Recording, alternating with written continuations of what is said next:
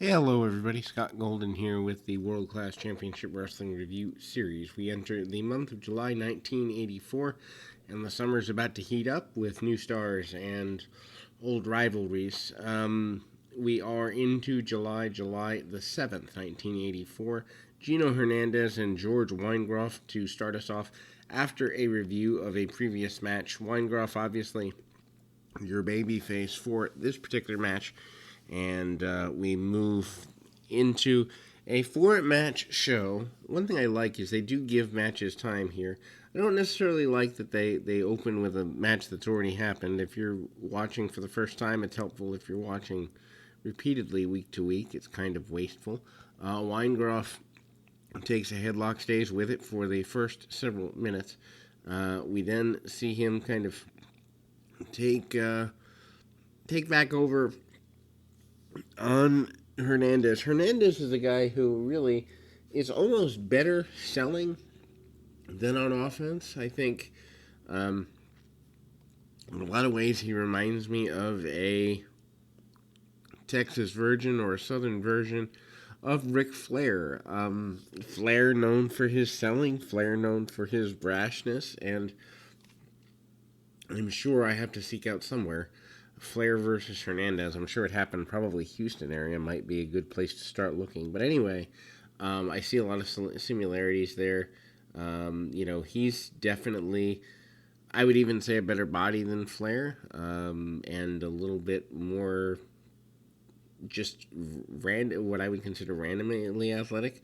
His offense is very basic, at least in this match. But Weingroff is more basic. I mean, he's hit a forearm, back elbow, that type of stuff. He's not doing a lot, but they're also resting in the middle of the ring. And one thing that's really interesting, and when I say resting, I don't mean being lazy, but able to take a hold and get literally minutes out of it just working a hold. And I think guys today and ladies today are lazy because flips are cool. Everyone knows flips are cool. And yes, they take athletic ability. But if you do 3 flips in a match, 3 flips in a 10-minute match, you have so much more value than if you did 8 in a match. It's all about placement. And Weingroff, him firing back is simply holding a fist and saying, I'm going to hit you. Think about that. I realize it's 30 years ago, but at the same time, it's also, or 40 years ago almost, but it's also, a reminder that basic things can work. And so Weingroff goes for a drop kick. Hernandez holds on to the ropes. And that hold of the ropes is enough to get things going back in his general direction. He hits a amazing flying back elbow. Literally 3/4 of the way across the ring is what he jumps. Barely makes contact, mind you, but he does make contact, gets the victory, and he is happy with that. We go to a tag team match with a very odd pairing. Wild Bill Irwin, with Skandar Akbar, and Gene Kiniski versus Jules Strongbow and Buck Zumhoff. I almost feel like they threw guys out there that didn't belong, because there's no real program that would fire that up, but it's here. Zumhoff, again, not one of my favorite guys. Do a little research on who he is as a person, and you'll understand why. And needless to say, I do like the return of Wild Bill Irwin. Not so much on Scott Hogg Irwin, so seeing him with a different partner makes me happier than not. Kelly Kiniski, the son of Gene Kiniski, hasn't really found his stride. An average to good wrestler who just doesn't really find a great deal going on. I think Jules Strongbow might be a little out of sorts in this particular territory. I wonder how he would do in something like a Mid-Atlantic, maybe even a UWF. Texas doesn't seem to be a good fit for him, and sometimes that happens with certain talents. But Strongbow does get one thing, and that's that his strikes are taken seriously. In that way, it's almost like he's in line with Nice Man King Parsons that way. different style of strikes, but same nature, that they are taken seriously, and that's important for a striker to have.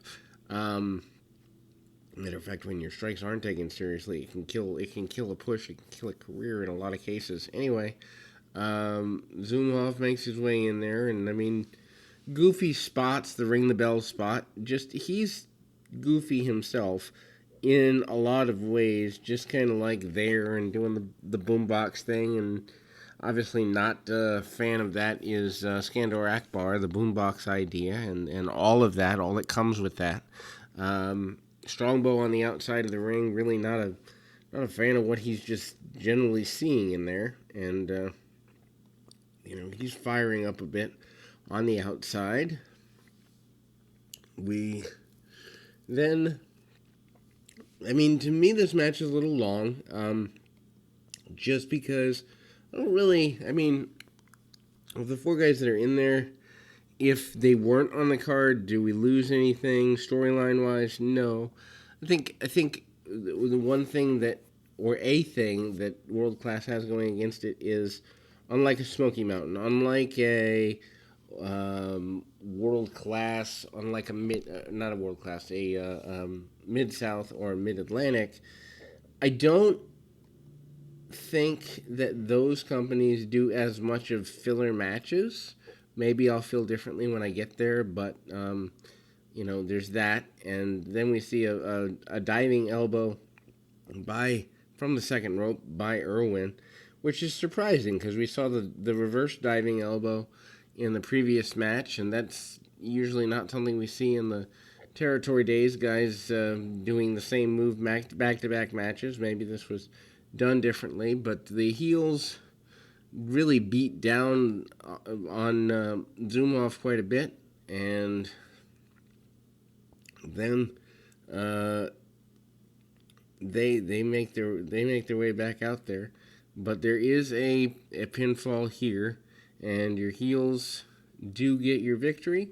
We move on to the, I guess you'd say, semi-main event, a singles match with Killer Khan and Chick Donovan.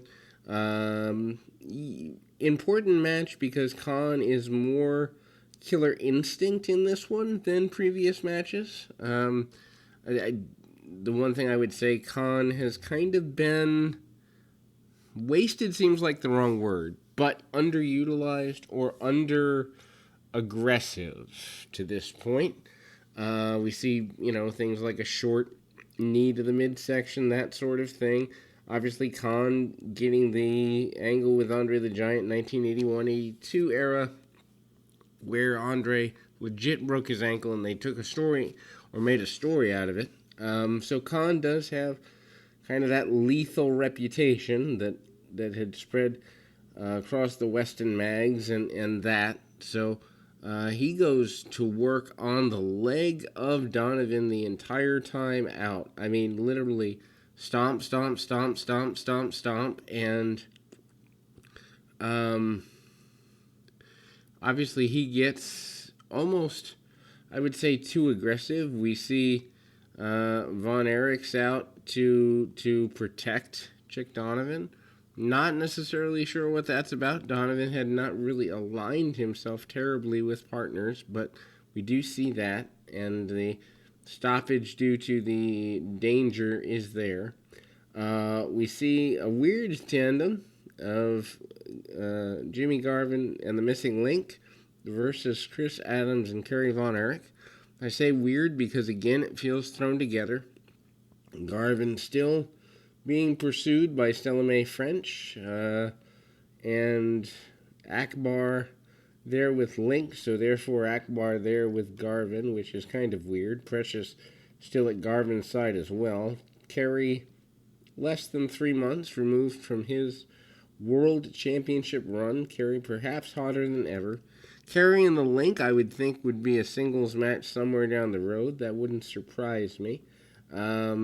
Kerry and Garvin, I'm surprised they never went as far as they did. There is a spot here where Kerry does finally get the move, but he struggles to pull off a press slam and then does the double bicep pose. But I mean, there's a good 3 to 5 seconds where Kerry looks almost Lex Luger-ish with his inability to get the press slam off, and it's something you notice if you've been around a ring or if you know what you're looking for, and it definitely looked like less than $1 million here.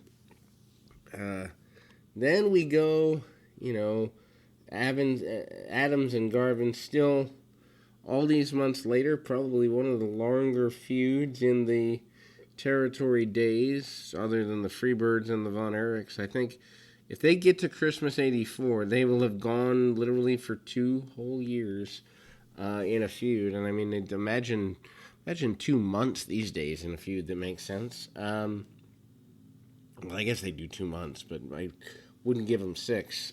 Super kick on the missing Link. Link goes nuts after getting kicked in the face.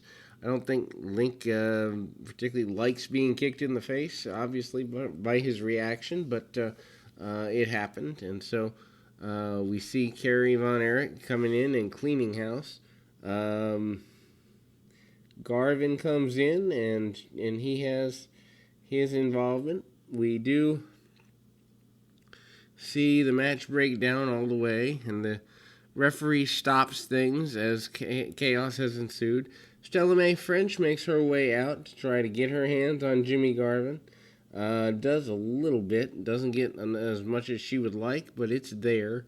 Akbar's upset at ringside, and we close this edition of World Class. So until next time, keep your feet on the ground, your mind in the moment. Until next time, everybody.